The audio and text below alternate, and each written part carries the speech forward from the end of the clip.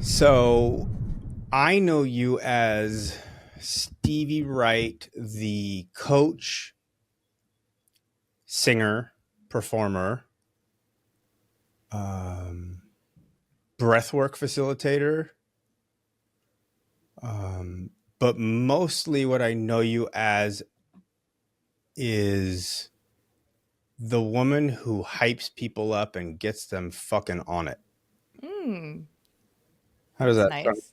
That's good. I like that last one. Does that I sound haven't about heard. right though?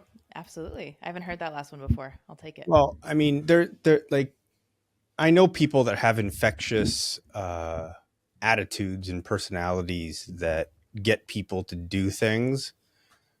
You're like a peer pressure specialist. You peer pressure people into doing better for themselves. Yeah, I think that's accurate. That's kind of how I've always kind of known you. Great. Is that right? Um, pressure invite. How about invite With a kick. with a kick? That's it. That's it. Invite with a kick. Invite with a kick. With a roundhouse blow. Yeah. Yeah. And your journey to get there has been really, really quite interesting. It's been a windy road. And it hasn't been that long because you're still very young. And um, I kind of want to talk about, you were on American Idol, which obviously was both good and traumatizing. And I mean, I think anytime you're putting yourself in a spotlight where the whole of America, or the part of America that's watching American Idol, is going to be looking at you with a fine tooth comb and picking at little things. And I want to know how that affected you, and how that led you to become a coach. Cause I can only imagine that one led to the other. Yeah, they absolutely did. I wouldn't say, like you said, it was a very windy road. It wasn't a straight shot. And so when I was 16, I was on American Idol. And it was a really one of the main pinnacle moments not the main one, but a pinnacle moment in my life up until this point. And, I had been watching the show since I've been singing since I was a little girl, professionally since I was 17. And so I would wanted to do it for as long as I can remember. And then when I was able to, I came of age. I turned 16 and I auditioned. And Stevie, can they you don't. move that mic a little closer to you? Yeah, can you hear me better? I think it's a little soft on my end. How about that? I think that's better. Check 1 2. Is that better? Yeah. Okay. Let me know if I need to turn it up. No, I think you're okay. Okay. So, what they don't show you on the show is there's about 4 or 5 rounds of auditions before you make it to the live show. And so I'd been auditioning for months and months and made it past all these rounds and finally got to Hollywood Week, which was televised. Made it through all that, got the golden ticket to Hollywood, Simon, Paula, Randy, the whole thing, and eventually made it to the live show after about, I believe it was about 5 or 6 months in total. And I got taken out of school. I had to move to LA with my mom for a few months and live in a hotel room with her. There was, I had to go to idol school. My entire life was kind of turned upside down for several months. Wow. And when I finally got to the live performance, I sing soulful music. I have a soulful voice. I had been singing soulful music through my auditions up until that point. And the producers, they wanted me to represent my age group. And they were like, you don't represent your age group well. We want you to sing Taylor Swift. And so they asked me, you're going to sing this song instead.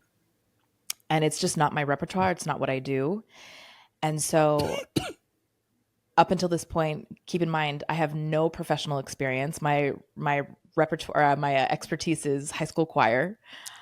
I have no live performing experience, And my first experience live performing is the world stage.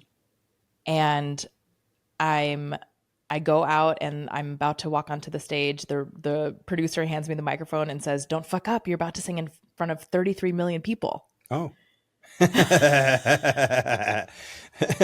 a good way to ease your nervous system. So he says, "Don't." And but they want good TV. They don't care about the person, they care about the TV. And Yeah, so he sure. hands me the microphone, says that, and I'm shaking in my boots. And I go out on the stage, I perform, and I choke. I totally flop. And the judges like rip me to shreds. And I'm just so there's a YouTube video of my live performance that I had never watched. Never, ever, ever. There was too much shame for me to watch Hmm. it. I got eliminated the next night, went home, and it was so surreal because my life had been turned upside down. There were like paparazzi that would follow us in LA, and I'm from a really small town. My whole hometown is like voting for Stevie. There was a big campaign at my church. It was like, you're putting the hometown on the map. The pressure was enormous. Wow. And For a you know 16-year-old girl. yeah, and not only did I didn't do great on my live performance, I got sent home, and then it was like, okay, Monday morning you're back at school. Right, right, right. So the reintegration was like There intense. was no yeah, there was no like support. They're just like, okay, good knowing you. Thanks for trying, and you'll be back in English class on Monday morning. Wow. After 6 months of this being my life. And so I mean, there was on the one hand it was the embarrassment of kind of flubbing my performance, but on the Hmm. other hand, I go back to school, and when the first episode aired where I got to meet Simon and Paul and Randy and I got the golden ticket, I went to school the next day. That was my last day at school, and I was like overnight the most popular girl in school. And it was so much fun. It was a really cool experience. And then when I came back, Oh. everyone had turned on me, and it was like either kids made fun of me for my performance, or they said, well, she thinks she's too cool for school because she was on American Idol. And so I lost a lot of friends. Hmm. I had online at my school, there was an online anonymous blog making fun of me going around. There were online blogs on the internet from strangers. It was really, really hard. It was really hard. So, okay, so I have a couple questions. So the Yeah. first question is, did you interact with the judges at all, or was it just they were in the seat, or did like who was your favorite one?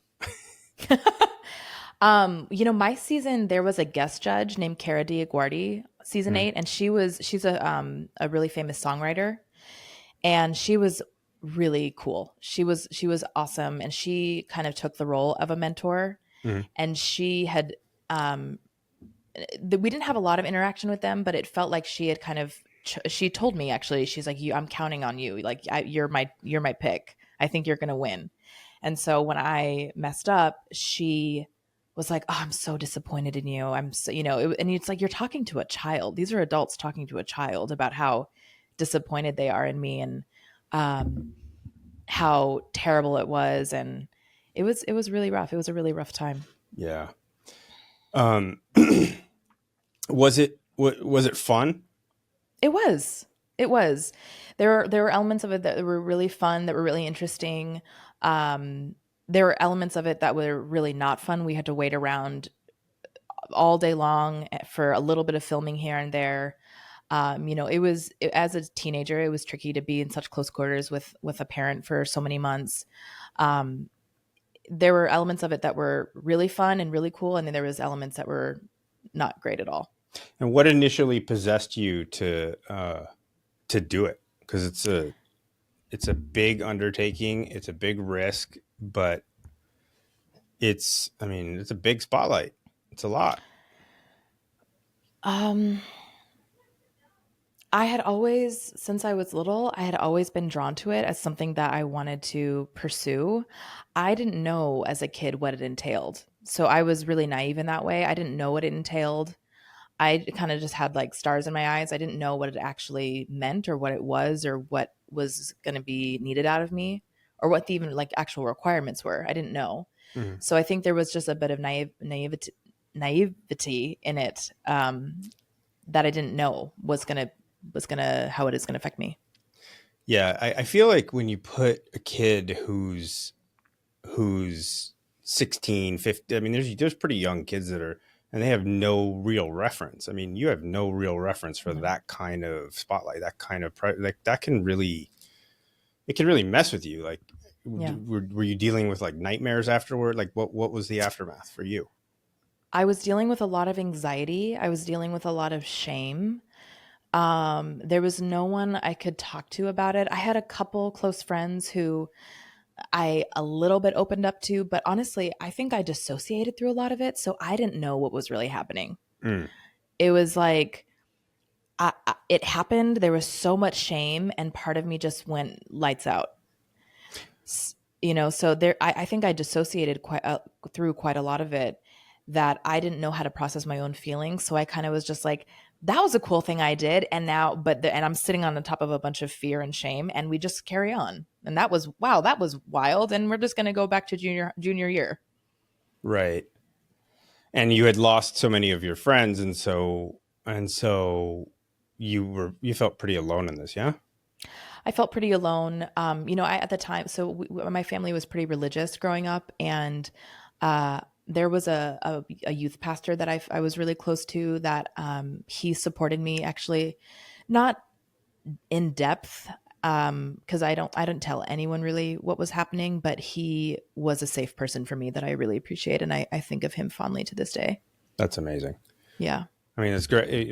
That's kind of the wonderful thing about church religion is that once in a while someone will make a little bit of an extra effort and show up for you. And Yes. Yeah. yeah, And he totally. did, and I had been in that church for years since I was little, and so he kind of saw me grow up, and he was a safe person for me that I turned to just for company sometimes, in a totally appropriate way, but he was just a safe person for me. Yeah, that's amazing. Yeah. So at what point did you start tracking what was happening in you? And because you kind of turned all of that, Alexa likes to say, make your mess your message, and that's kind of what you did. Um, at what point did you start tracking that and taking an interest in mental health, personal growth, whatever was happening with you? The American Idol piece, not till literally about 12 years later. It took me a long time to even get to that point. I kind of stumbled into personal development, into healing work, by accident. I didn't know it was a thing. I didn't know anything about it. I Well, you were a health coach, weren't you? I started with like health and wellness and things like that, and I've spoken about this on podcasts before, but I got certified as a health coach. I was seeing clients, helping them with kind of food and body stuff, and these women would come to me with like, we'd build a relationship, and after a couple of months, they would tell me some like serious trauma, and I'm like, uh, here's a recipe. I don't know. But it was actually in that realization of realizing I have no idea how to help this person in a real, truly meaningful way, that led me to the path of, okay, what would I need to do? Who would I need to be?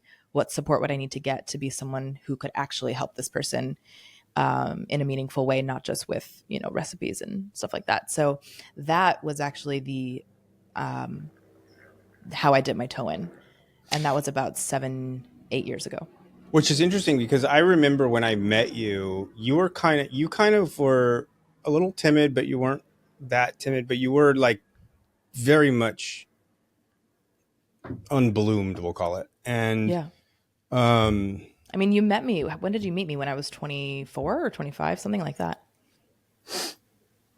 you were young. It was I must have been 24. probably I think I was 20. 2017, Okay. maybe 18. Yeah. And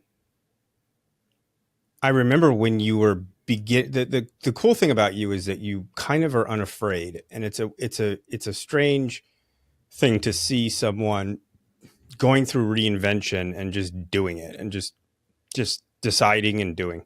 Yeah. And you were going through reinvention and you had decided you're doing it. And then the people around you were kind of, um, they weren't pulling for you. They were No. kind of bashing you and making and trying to keep you small. And you were just like, no, I'm not going to be small.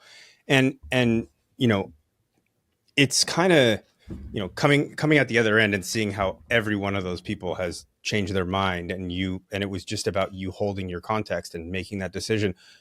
How are you able, while you were going through that, while you were getting kind of shunned, it almost felt like shunned. Yeah. Um, how are you able to maintain, you know, the direction of the boat that you're kind of rowing? I talk about this. You know, you're such. I told you this the other day at your birthday party, but you were an instrumental part. Not at the time, we weren't that close. So at the time, looking back, I think for me it was the only option, because I was like, okay, here's this thing I want to do. I want to help people. I want to put myself out there. I want to build a business. I want to be a coach. I want to do meaningful work in the world. And while I was getting projected on, I was getting made fun of. I had people tell me, you know, Stevie, people are talking about your little videos. I had people, you know, I had someone tell me that. And I had people say, you know, you're gonna hurt people. You know, it was intense. It was really intense. But I think How are you going it to hurt people? I because mean, I I think I know who was said it, but how how are you the going to hurt people? in the perspective they were sharing it from, it was that because I haven't gone through my own process, my own genuine process, that I couldn't lead anyone through anything real, and that I was going to hurt someone. I was going to hurt someone's development. Well, I mean, but you don't fancy yourself a mentor as much as you fancy yourself a coach. So as a coach, it isn't about your process. It's about helping people in their process. As a mentor, I get it. You know, I've thought a lot about this, and I think that, you know, not every person, actually, you know, Deanna's helped me a lot with this too. Not every person comes into this work immediately. I sure didn't, to work through their deepest, darkest trauma, their deepest, darkest stuff. You know, some people come into this work because they want accountability. Some people come into this work because they want affirmations. You know, it's so specific to each person. Mm-hmm. And I think that the people who come to you are a match for where you are at the time, and you can Mm-hmm. help them to the degree that you can help them where Mm-hmm. you are at the time. And I think that's correct. And as I grew and as I developed and as I evolved into myself, my work became different. Mm-hmm. My work was deeper. My work did touch some of those more nuanced, textured places that I wouldn't have been able to. Like I said, like I wasn't able to hold those people who were bringing me that more intense stuff as I can now. Mm-hmm. And that was correct for me. That was my process. That was my evolution. And so yeah, I think that's correct. Like it's about helping them with their at based on where I'm at and how I can serve them at the time. Mm-hmm. But to answer your question, so it felt like I didn't really have another option, because I knew for a fact I didn't want to have a 9 to 5. I knew for a fact I didn't want to work at corporate. I knew for a fact you know, that wasn't a, and I hadn't got, at this point, I hadn't gotten to the place yet where I wanted to do music anymore. That was Because part of what, because of the trauma. yeah, Yeah. I was like, no, that's not what I'm doing anymore. Mm-hmm. And so that wasn't really an option for me. So it felt like, okay, it's this, or I get a job at, you know, a front desk somewhere. Uh-huh. And it just wasn't, it was a total no. And so, as confronting as it was when people were projecting, it wasn't as scary as the alternative. But you did do some odd jobs for a while Yeah, but before. totally. And in the name of I'm doing this to make my ends meet, I'm doing this to, have a roof over my head and feel safe as I build this thing. Mm-hmm. No, I get that. Yeah. I feel like, the bravery is that, like, for me, being at that age, I was so attached to making money and proving there was some proving that I was worthy of making money, that was really all that mattered. And so I ended up getting sort of stuck in a business because it was just kind of easy money. I always said being in the car business was like being a stripper. It's just like such easy money, but that's really all it's about. It's not. Yeah. There's no purpose. Nobody's selling cars because they, have always wanted to be a car salesman. Like, they're selling cars to make money. Yeah. Period. And I think it's brave for a woman you came from a really small town, kind of just Podunk. outside, yeah, kind of out of LA. Mm-hmm. Um, it was like a meth cow town kind of thing. Kind of, yeah. It was like dirt roads, tumbleweeds, Confederate flags, and meth labs. Well, those Confederate flags have been replaced. Um, um, but yeah, so coming from a place like that and then coming into Los Angeles can be intimidating also. And then, you took on some jobs that weren't exactly, flowery, we'll call it. No, no, absolutely. Yeah. I mean, I had 4 jobs for like 3 years at all times. 4 jobs at a And time. oh yeah. Mm-hmm. Yeah. Just to be able to keep building what I was building and make enough money to, have my needs. When did you make the leap?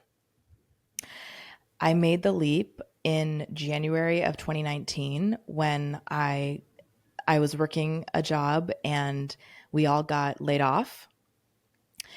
And I was like, oh my God, I was like scrolling through Indeed looking for jobs. And I was like, I can't do it. I didn't have it in me anymore. And I had made enough of I had built enough steam in my business to try. I was terrified, but I was like, it was filling me with dread to think of getting another job. And I was like, fuck it. And at that time I was on my last one. I was on my last job. It was, I was making a little bit of money in my business. I was on my last job and I was like, I can't, I've gotta go for it. And so I went for it in January 2019. And then is that when you start? So when did you learn and start doing breath work? That was in 2017. I found it in 2017. That's when I'd been doing it for a couple years at that point. Okay. Yeah. So you found it kind of about right when I met you. Yeah. What did it do for you? Because I a lot of people don't really know what it is. Yeah. I think it's important that it's not just like breathing. Mm-hmm. Yeah. I mean, it's been so popularized in the last like 20-ish years, but I mean, it's an ancient technique, and there's a lot of different types of breath work, but it just means using a conscious, continual breath that gets you into your body and has the power to expand your consciousness. Mm-hmm. And when you do breath work, it releases the DMT molecule. Mm-hmm. And so it can feel like a psychedelic trip. How I use it, how it supported me is it helped me into my body and in a way that I'd never been. And it helped me clear through emotion, anxiety, fear, scarcity. It helped me see things in a different way. It helped me have a new perspective. And it was just helpful. It helped me ground. It was really profound. And I came into it by accident. A friend invited me to a class. I thought it was a workout class. And then I get there and there's like a big giant gong with a bald guy. And I was like, oh God, what have I gotten myself into? And I loved it. I loved it from the very moment I found it. And then about a year later got certified. Well, that's kind of the thing is like you are like I've noticed that you are kind of always open to the possibility of Mm, liking something, even when it's something ridiculous, yeah. um, which is something that a gift that I don't have. If it's a no for me, it's a no. Um, And the door does not open again. no, no, no, no, no. And look, it serves me. It serves me to a great extent. You know, I don't end up going on tangents that I'm not coming back from, and and also I've probably missed out on some opportunities. So it's both. Yeah. But you've gone through all of these different modalities, and you've learned all these different modalities, and you've got so many tools. When you work with clients, how much do you move into the breath stuff, or is it somatic? Is it talk? How does it work? It's a blend. It really is. You're right. I have learned so many different modalities and I've loved pieces of them all.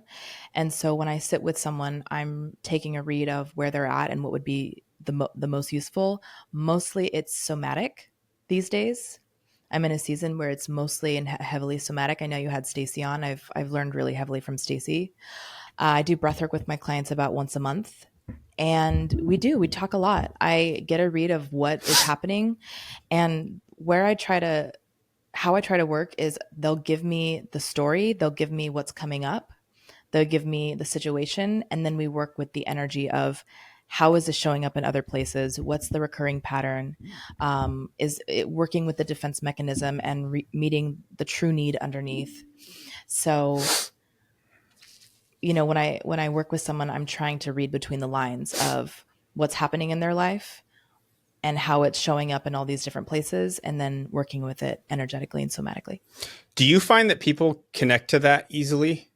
Yeah. Because I found that for me when I'm doing it, a lot of times like it's kind of like, huh? Like I'll be doing a session with Stacy, and obviously she knows what she's doing, and she's great at what she's doing, and I it like I'll be sitting there and she'll ask me a question, and I'll wait like 10 minutes in complete silence to try to figure out an answer, and and I can sense that she's like getting annoyed at me, but I don't give a shit because I'm I'm doing it. Um, Like legit 10 minutes or like a minute? enough time that she's like, any answer will work. She'll say there's no wrong answer. I know exactly how she said that. And she's all like in her like super snaky woo woo place, and I'm like, and she's like, no wrong answer. And then you look up and she's just like staring at you like through you, and you're like, fuck, she found me out, she knows I'm cheating. Yeah, exactly. You know exactly what I'm talking about, right? Totally. Yeah, I know exactly what you're talking about. I have found people do take to it. Uh, yeah. Do you find that your clients take to it? Or is that not how you work? No, I do sometimes. I definitely do sometimes. A lot of my work is teaching people how to become a witness to their Mm-hmm. experience as opposed to Mm-hmm. just the experiencer. Yeah. Um, it's incredible how few people are present. So teaching people tools on how to be present where it's not like you're just sitting down and meditating, but you could be driving in your car or sitting on a plane or doing whatever, or being intimate with your partner. You could be having sex with your partner, be completely disassociated and not know. Yeah.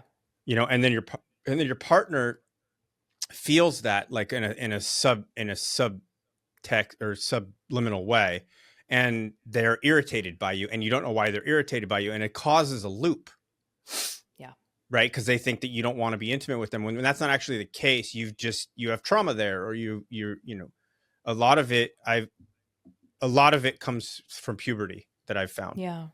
Mm. There's a deep shame that people are walking around with, and they don't even realize it. And I'm going to Yeah. pound this drum until this conversation starts getting had, because um, the awkwardness from both sexes, and I've only experienced it from the male perspective, but I also I also know how hard it was for the girls in high school going through that time, um, when they started slouching their shoulders because their boobs were coming in, and they didn't want people looking at them, but they kind of did. And it was just like the confusion. Sorry, I have allergies really bad. Yeah. The confusion, um, the confusion. And for men, I don't know what it felt like to be a woman, but I do know this. When I was 13 or 14 years old and I started to go through puberty, I woke up one day and I was on steroids that I didn't ask for. And this is what's interesting is this is kind of right before you were on American Idol, is when you were going through this process, which makes it even crazier. But I was on steroids that I didn't want to be. What do you mean? Your parents put you on them? No, you're just on steroids. You're going through puberty. You're getting fucking shot up with testosterone that you didn't ask for. Right. One day you're a cute, one day you're this cute little, frizzy haired little rat. And then all of a sudden you're this, awkward fucking, having to jerk off 20 times a day, not knowing what to do with yourself. You're fucking, you're like trying to like recalibrate yourself to life, to the room. You're like, what the fuck do I do with this? And then, the dudes that went through puberty, a year before you are like telling you all this raunchy shit they're doing, and it's probably not true, but you believe them, and you're like, what the fuck is happening? Like, what? Yeah.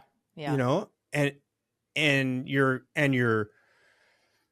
comparing yourself to the other kids and where they're at in their journey. I remember going to camp one year, and I must have been 14 because I went through puberty really late.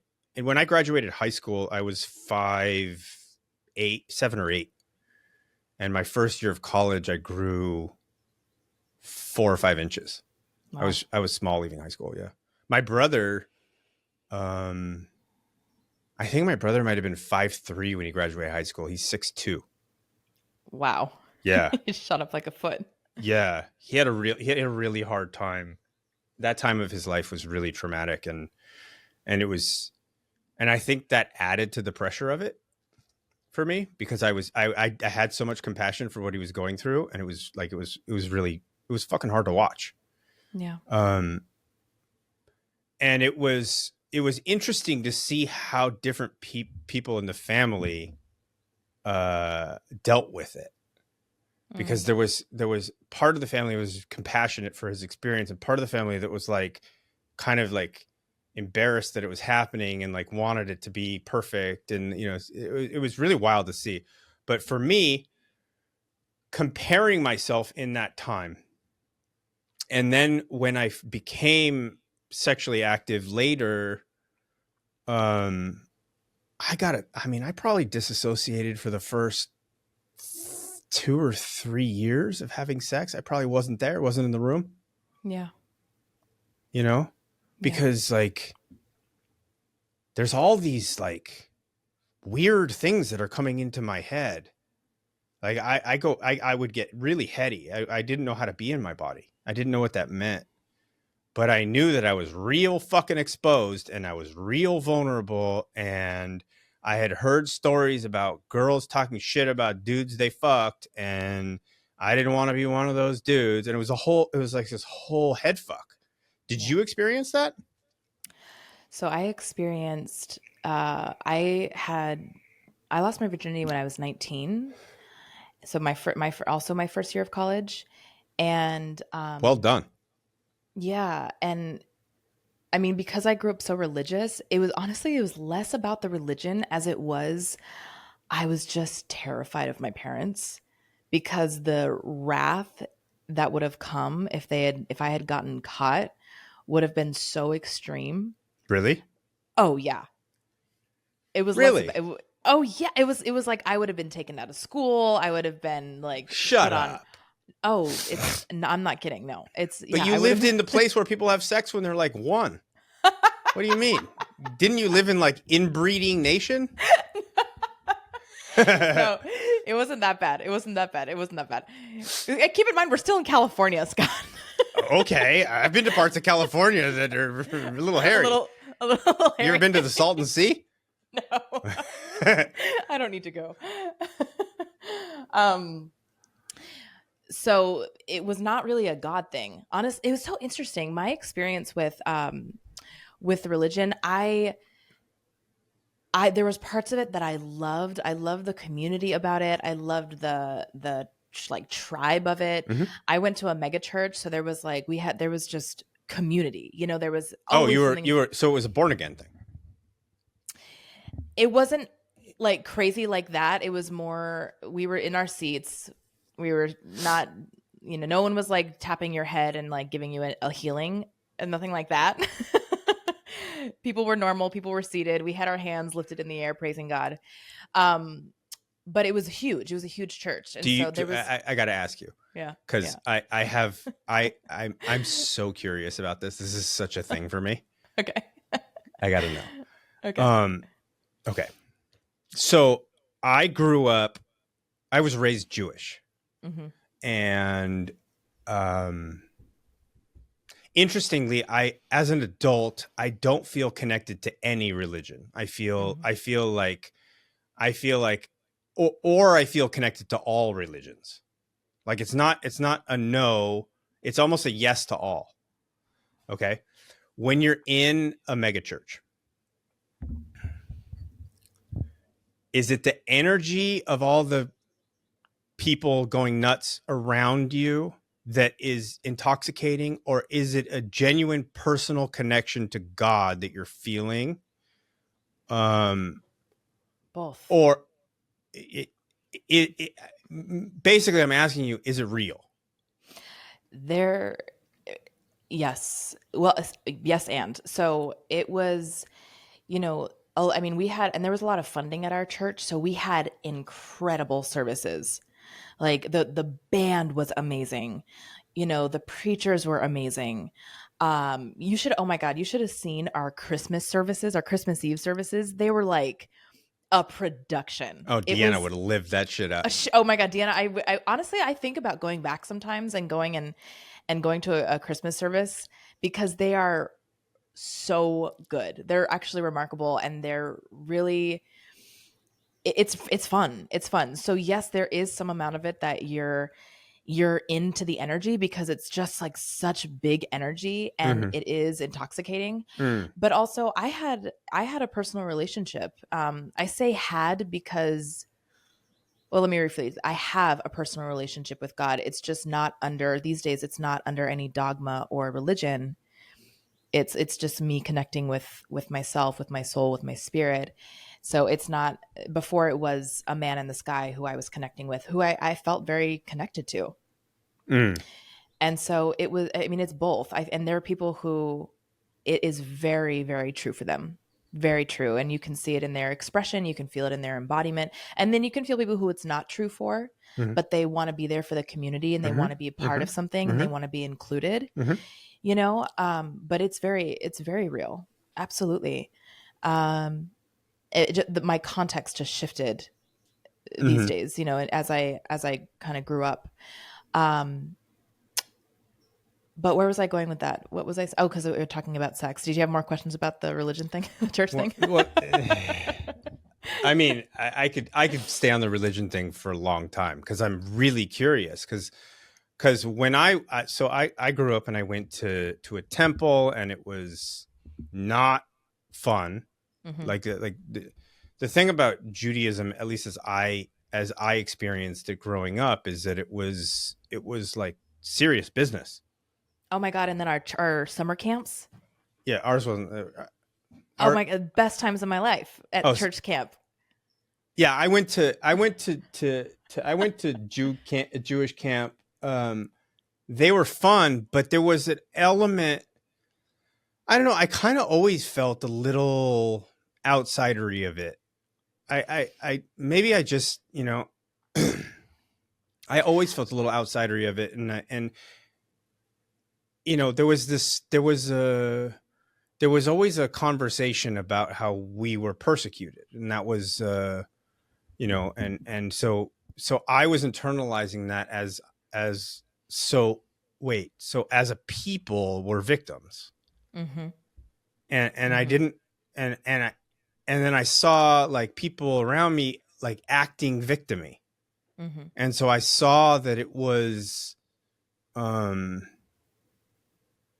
it was showing up individually, but then I saw like the pride that some people had in being Jewish, and that they were doing amazing things being Jewish, and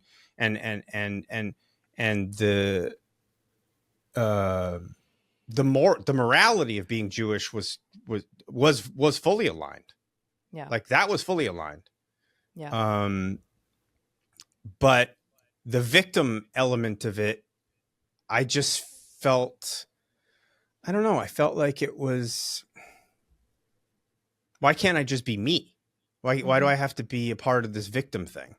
Yeah. So I had a bad taste in my mouth about religion kind of pretty early. Yeah. Um Well, the bad taste for me, because there was so much fun about it, there was so much good about it.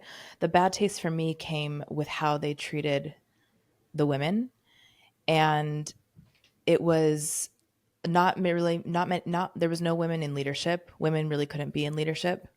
mhm. And I remember I've been singing forever, and I we did a the youth group did a yearly talent show, Mm. and I nailed this talent show. I just fucking nailed this talent show. And I was like, oh, I nailed it. And the pastor's son did a performance, and I was like, "Rah, rah, it's fine." But but he won because they weren't allowed Ah! and it was also, I really wanted to lead. I was in my youth group band for all of junior high and all into high school. And I really wanted to lead the band, and they wouldn't let me. I was because in, because you as were I a was a girl? girl. Yeah. They said no, Yeah, that wouldn't be I mean, I appropriate. don't. Do you think that was a religious thing, or do you think that was just policy?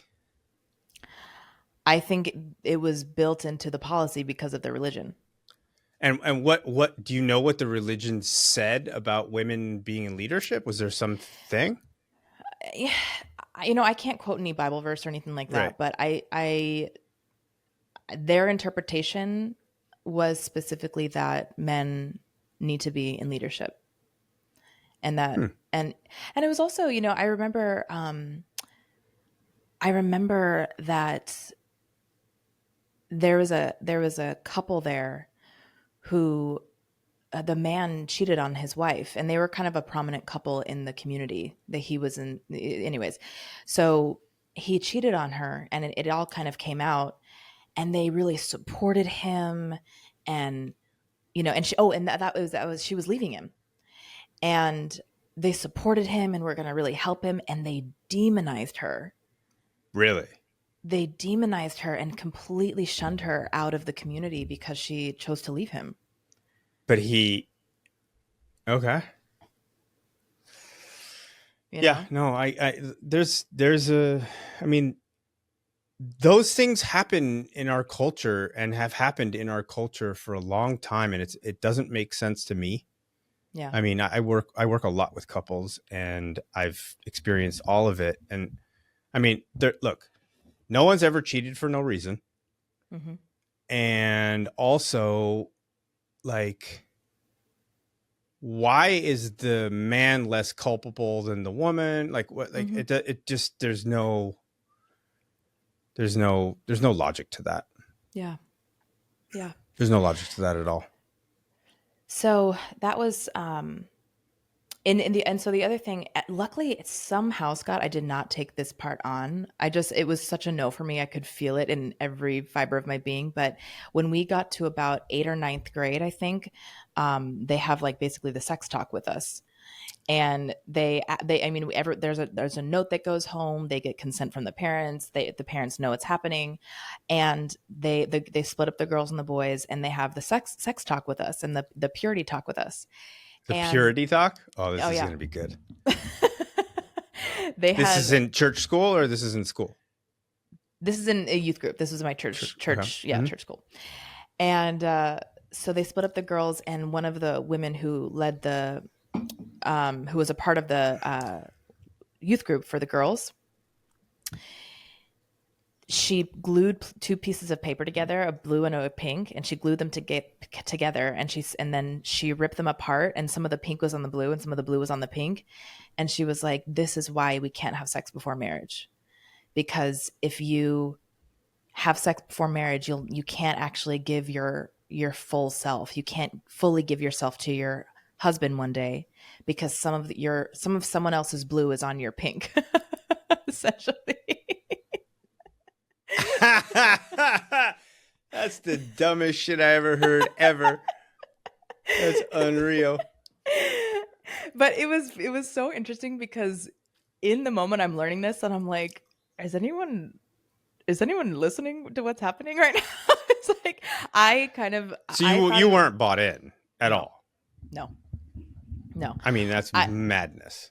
It was, but you know what? There were girls, girls in my youth group around me who were so bought into it. And haven't stayed connected with many of them, but I still know a couple of them in our adult years, and we stayed in touch, and they had a treacherous journey with finding their sexuality and feeling safe in their sexuality, and even after marriage, feeling safe in their sexuality, and like the shame that they were sitting on top of, that somehow I felt it even as a kid. I felt that this is not what I'm buying into. This is not what's true for me.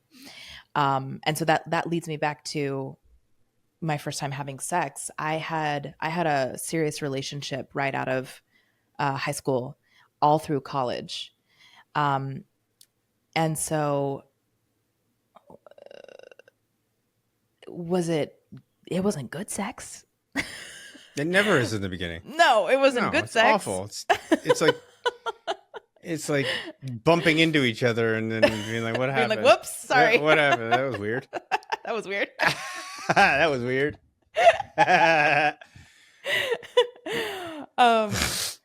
But it wasn't, I wouldn't say no, it wasn't a traumatizing experience for me or anything like that. I felt that my sexuality only got stronger and stronger, and my hunger only got stronger and stronger. I mean, me and your wife are very similar in that way. Like, it only got stronger and stronger, and more connected to my pleasure, more connected to myself. My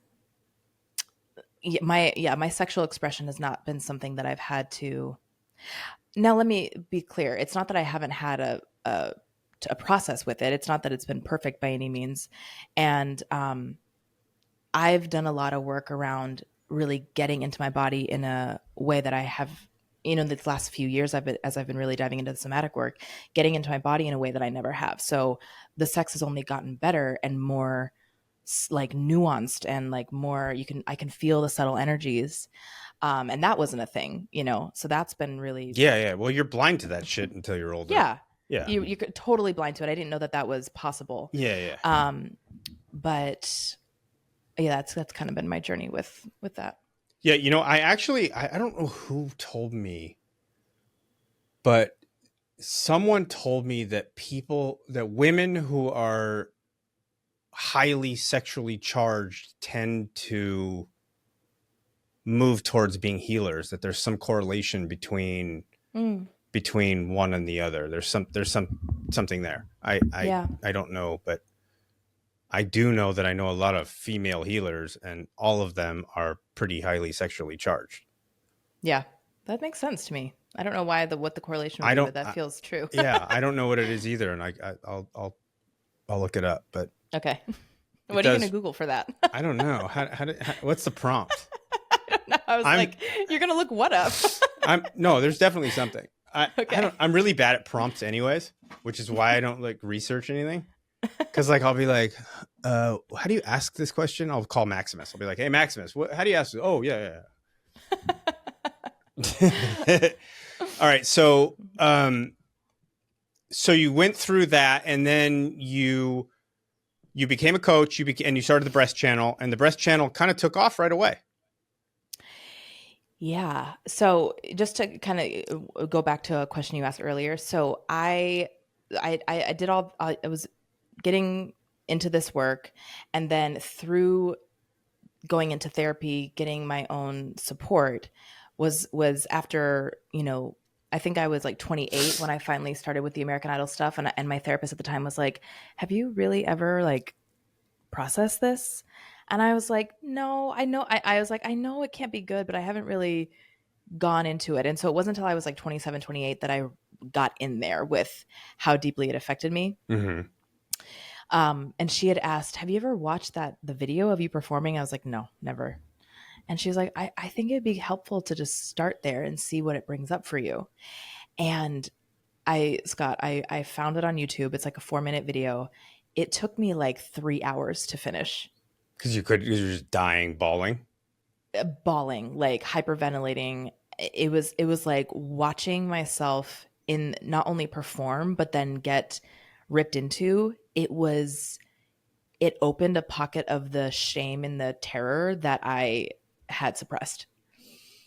And And then you could so, trip out on like how many decisions that shame pocket affected till and now. it totally, and for a long time, it built in the story that it's not safe to succeed. Like anytime that I have a big win, it is followed by a huge Right. failure Right. and my life blowing up. Right. So there was a lot of fear around success, because I mean, getting that far in American Idol is such a huge win. I got to the top 36 out of over 100,000 people that Yeah. It's season. a fucking, it's big. And so, And had you not it, shit the bed, you'd have probably made it to the top four. yeah, Yeah. yeah. And so, um, it really made this thing in me that success is not safe, and also that my worth is in how good I perform, how good I do, um, how and so it was a double-edged sword, because my worth is in how good I do and how much I succeed, but also I can't succeed. Mm-hmm. Right. And so it takes away from the worth being just about you being you. Yeah, Yeah. yeah. There was none of that. Yeah. And I think that's the thing that a lot of people struggle with. Yeah, Our culture is very much, what are you doing? Like when you meet somebody, when the small talk happens, which is my least, maybe my least favorite thing on the planet, yeah. is like you go up to somebody at a bar and That's a hey, specific hell realm for you. oh, absolute, dude, it's the word. Like you go, like when people are like at a party and just small talking, I want to die. What? Like, I'm gonna have small talk with you the next time we no, see. you're not. I'm gonna walk away. Should we just small talk for the rest of the I'm just podcast? gonna, yeah, you're gonna small talk the back of my head. I just don't, I don't know. Like, I become incredibly socially awkward when that conversation happens. Like, I don't know what to do. I don't know where to put my hands. I don't know. Like, I don't know. Because it doesn't feel real. It doesn't feel authentic. And I have a really hard time not being authentic. And I have a really, really high radar for when people aren't authentic, as you know. And, um, like when I see somebody putting on a shtick, it's nails on a chalkboard amplified to me. It's really fucking hard. And I've seen it. yeah, I've seen you in it. I It's cringe. really hard for you. Like when people say things are cringe, I actually cringe. I don't know another way. Hmm. So small talk is really hard for me. Yeah. I don't know what were we talking about before that. Um, I was telling you about. Oh, I was telling you about just the journey, getting back and getting into coaching and how that. Oh well, I want to. Well, yeah. Well, the journey. I mean, I feel like one of the big turning points was when you started medicine work and you started really starting to know and own who of who you are versus the what you're doing, Yeah. what people see, because I'm going to just tell you how I've seen it look. I saw you as an eager young girl who was putting on a brave face, who always had a big smile on her face, that was clearly, I don't want to say dysregulated, but like, um, Dysregulated is a good word. okay, dysregulated. Yeah. Hmm. Um, and over time,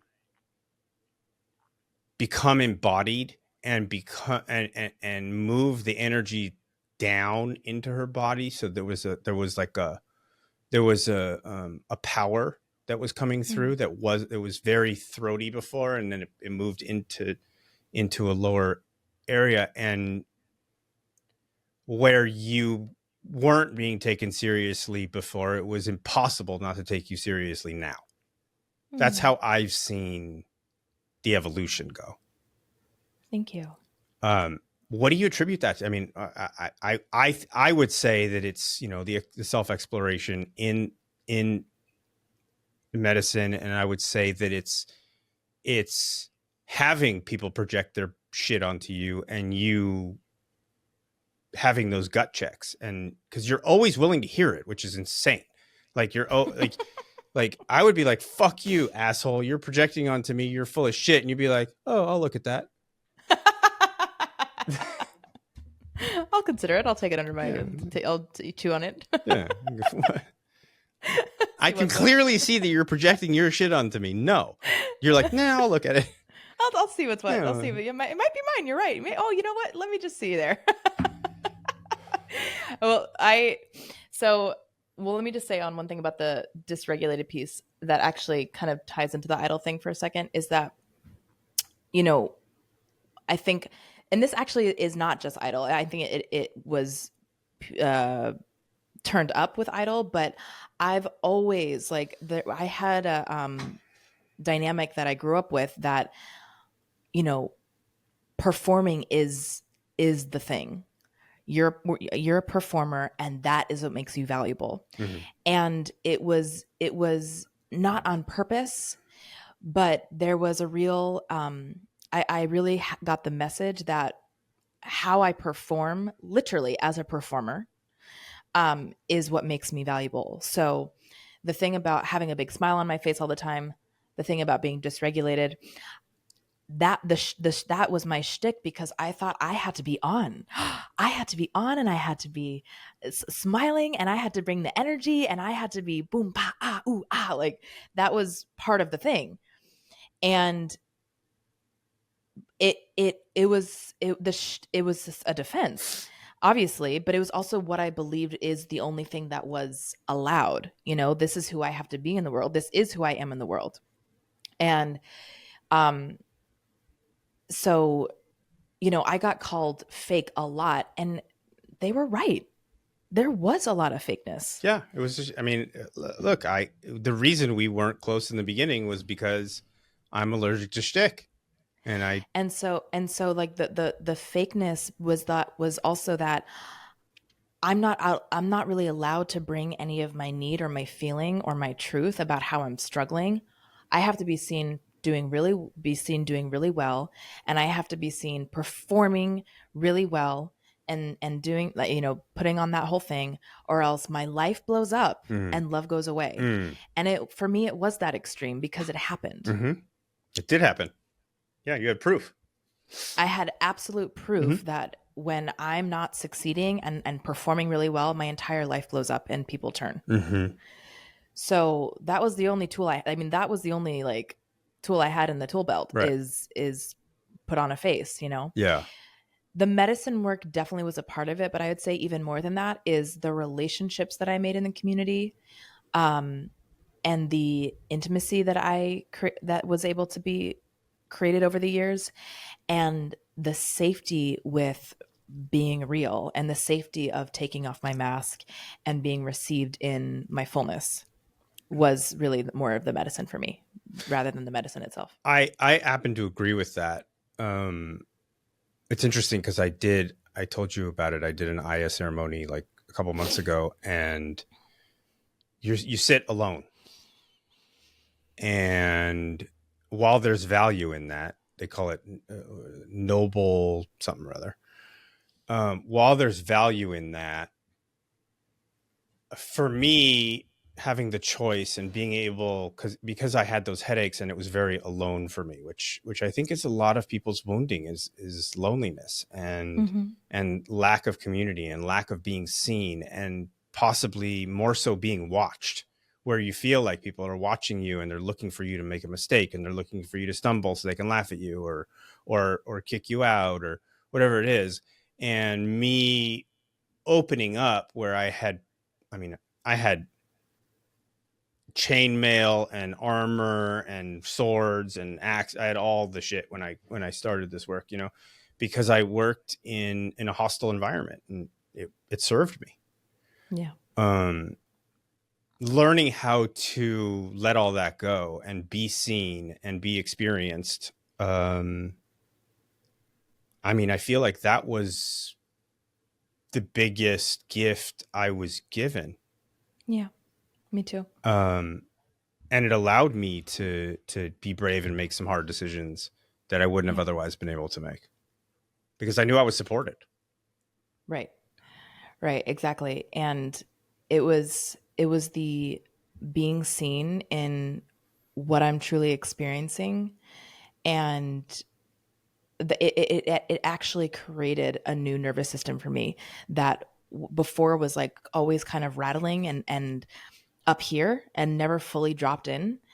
And then because of the safety in the relationships, I was able to drop in.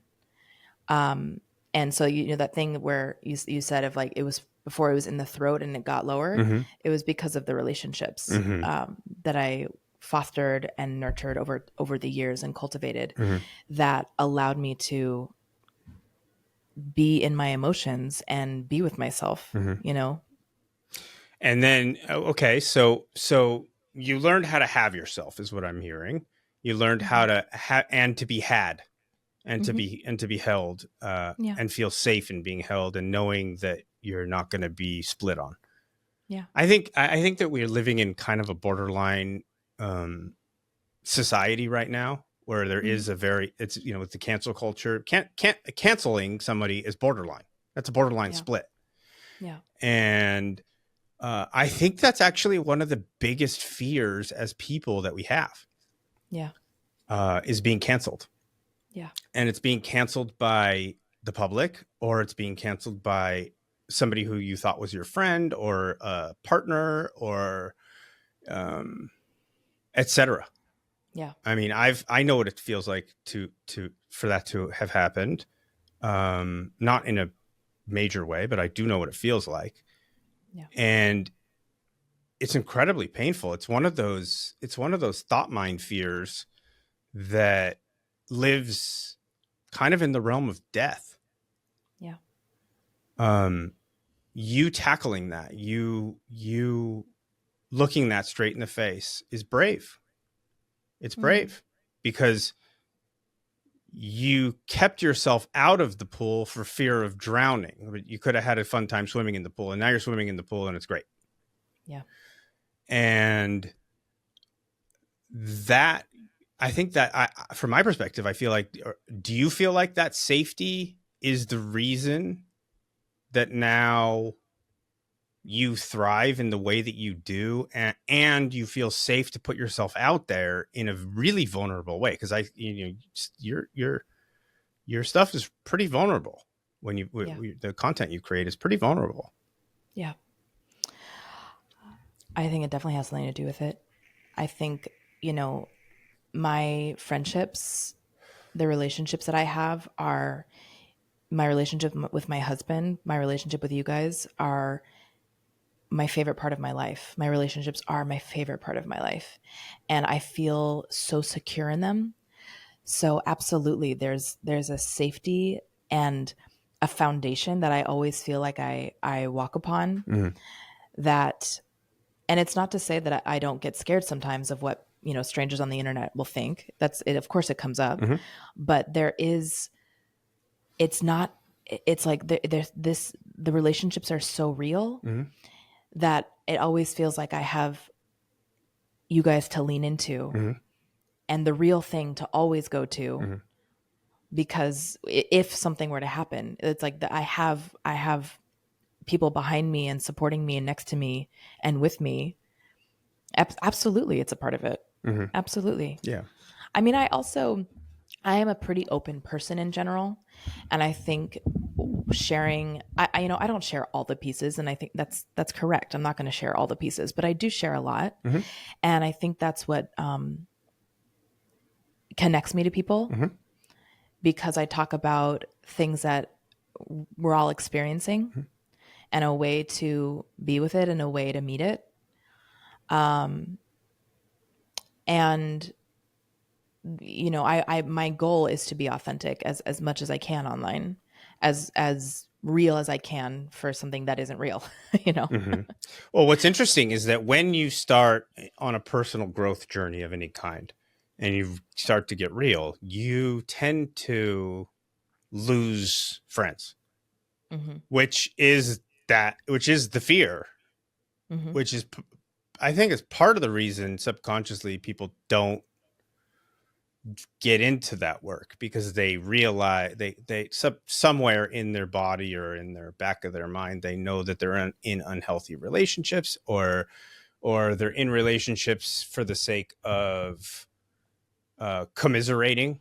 There's a lot of people that have relationships with people just to bitch and moan to them, or bitch and moan Yeah. about them. Um, how was that with your fear of being excommunicated? How has that been for you when you lose people as you're sort of flying higher? How do you handle that? Let's see.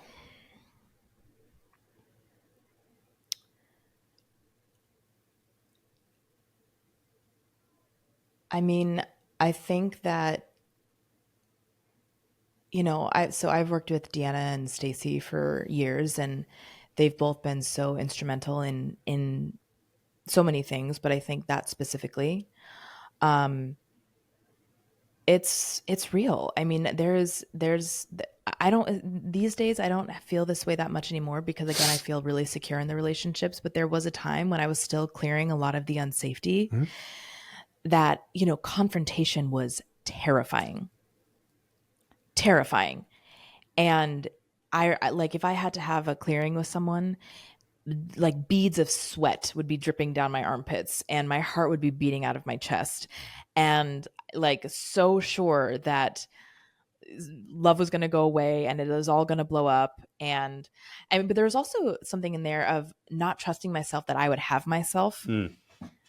like, that someone would make a good point, that I'd be like, oh right, that's a good point, and so then well, everything I just said is completely invalid because that's a good point. you know um so there was really a long journey of feeling safe in bringing all the real parts to relationships. And it was like, how I moved through it was like, okay, it's not going to be like this forever, but for a time, when if something needs to come up between us, a relationship in my life, someone that I love, I'm going to be sweating. My heart's going to be beating out of my chest, and I'm just going to have to get through it, because I believe in the relationship. I love this person. I love myself, and I'm standing for it.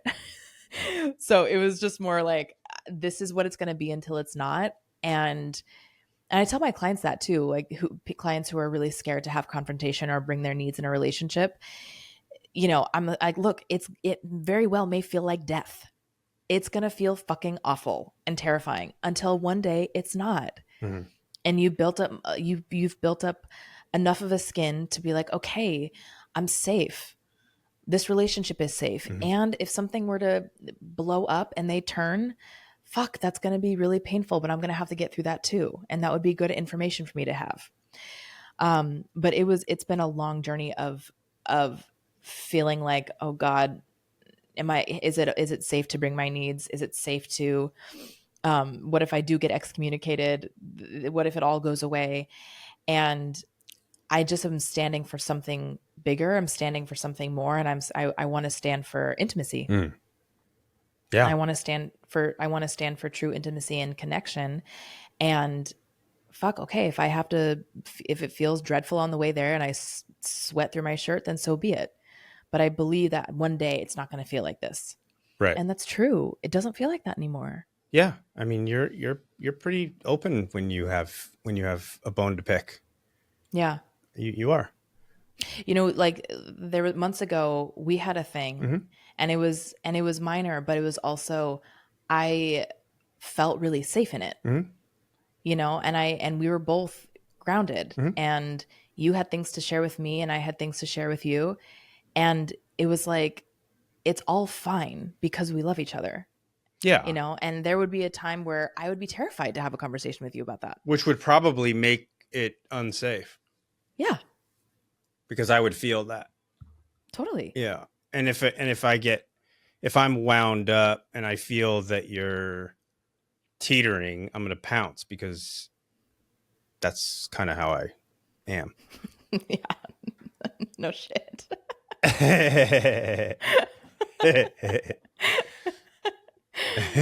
But yeah, but that honestly, actually, that moment was such a good example. Just I haven't told you this. That moment was such a good example for me, like a reference for me of like, wow, I felt so safe in that. Mm.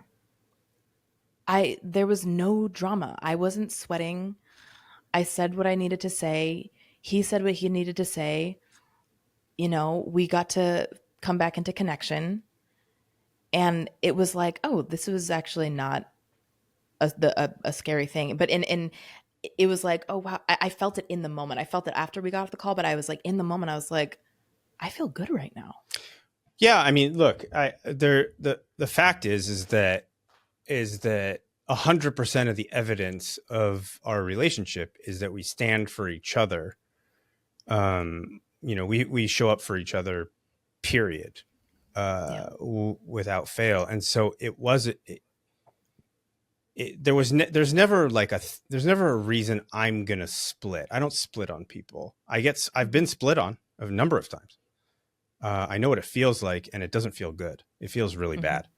So I'm always willing to have the conversation, uh, and especially when it's hard, because when it's hard, I've always, like the situation that happened with Jamie, the healing, the spot where it healed, it's like a bone. The spot where it healed is stronger than the rest of the bone, Mm-hmm. and so we know where we stand with that particular conversation, and there's no ambiguity. Yeah. And I think that having ambiguity can lead to real problems. Honestly, Yeah. Yeah. that's why. Okay, so what are you excited for moving forward right now? What's happening? Hmm. Um, a few things I'm excited for. So you mentioned the breath channel a bit ago. It's my breath work and embodiment membership. I'm feeling really good about that. I've been creating so much awesome content for it, and I like, our community is just blossoming every single day, and it feels really, really good. So that feels exciting. Mm-hmm. Um, I'm offering more plant medicine offerings to my community and leading women's retreats and things like that. That's feeling really exciting.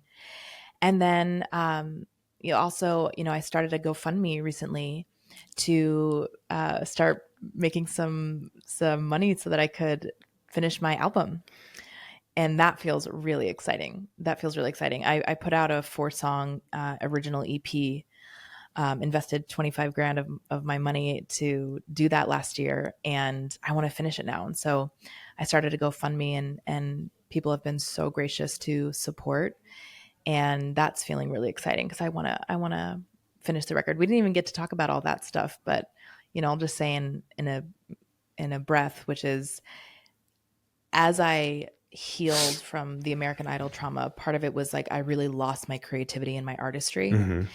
And over the last few years, as I've really done all that, the healing work around it, I found my voice again. I found my artistry again.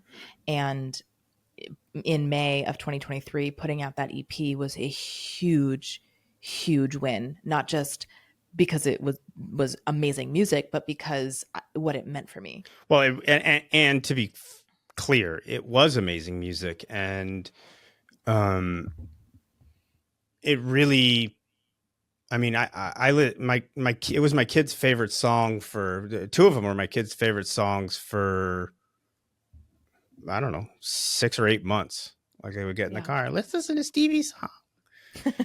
I love In that. fact, if I had a tape, it would have burned the tape.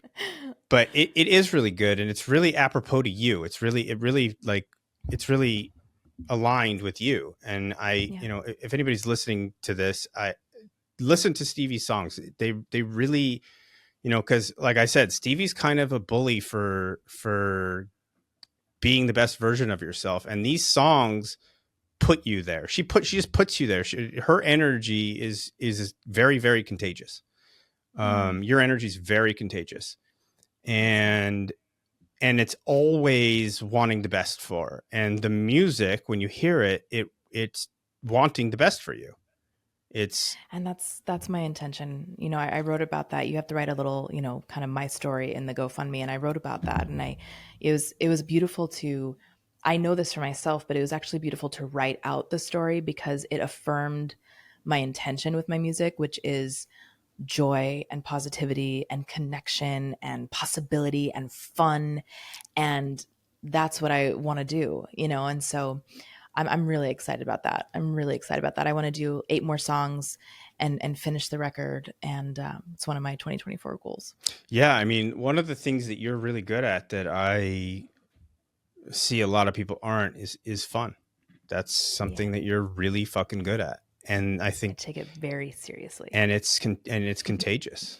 It really it's beautiful. You're always laughing, and you're always in your body, you're dancing, or just doing something. You're just being fun. And if it's not there, bring it. And usually it's not there, and you always bring it. So um, Thank you, it's Scott. I amazing. love you. I love All you. right, I love you too. Thank you for coming on. It's the first This of was many. fun. Yeah, it was fun. We got into like the religion, the whole thing, the sex first time. I loved it. It was like all hit all the points. Yeah, I mean, I'm not gonna keep it on the surface. You wouldn't. You I wouldn't would dare. never.